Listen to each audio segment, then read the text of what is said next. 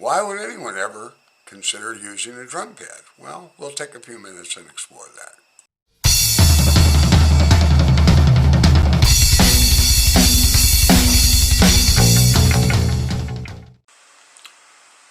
That was Sima, S-I-M-A, of Sima Drums. She has a YouTube channel of the same name, which you can subscribe to. She has a couple of hundred videos, a combination of her covering of a lot of really, really famous music, and also of her performing with her group.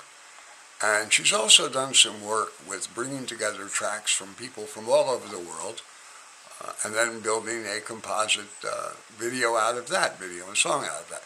So she's very much worth the look. But you weren't supposed to be looking at her. You were supposed to be looking at the drums. In fact, you were supposed to be looking at the microphones on the drums. If you look, you will see that there's microphones pointing down to the drum heads.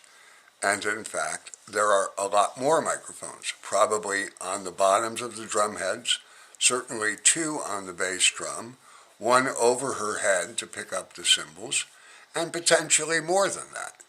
What do we do with all those microphones? Well, we feed them into a mixer. This is a Yamaha MG20XU, and everything coming out except for one feed would be an analog feed. But it's the last feed, the digital feed, that makes the difference. Let's assume for a minute that your objective here is to actually cut a track that you are going to put on a music streaming service. That is to say that the audio is everything and the video is not going to be included in the track. Well, that means that ultimately you're going to have to run your drum setup through a digital audio converter and load it into some kind of workstation to do the editing. What if you could avoid all that? What if you could simply go from the strikes on the drums directly into a computer and use the data in the computer to recreate the sound of the drums? Well, this is possible, and that's really one of the things that a drum pad set can do.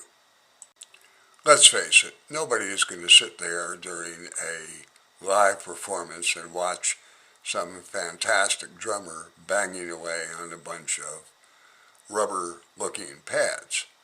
But they do have their purpose.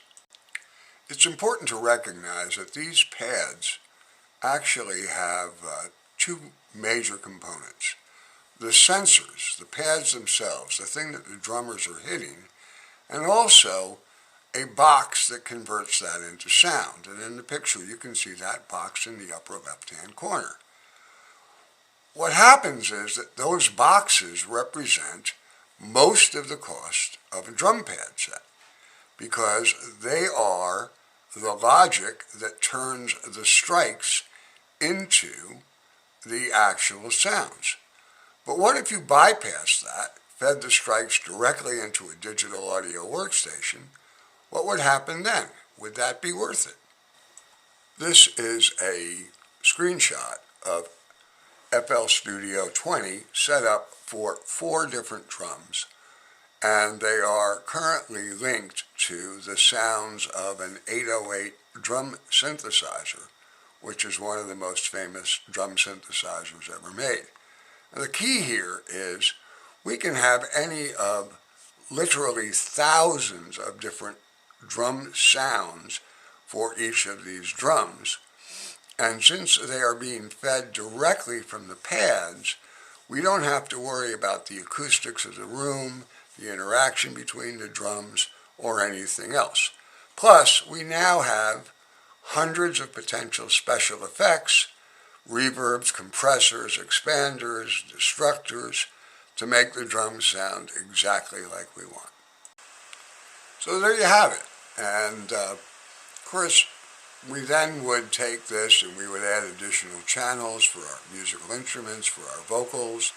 We could expand the drums, change their tempo, change their pitch, do a whole lot of things once we have digital versions of the drum sounds.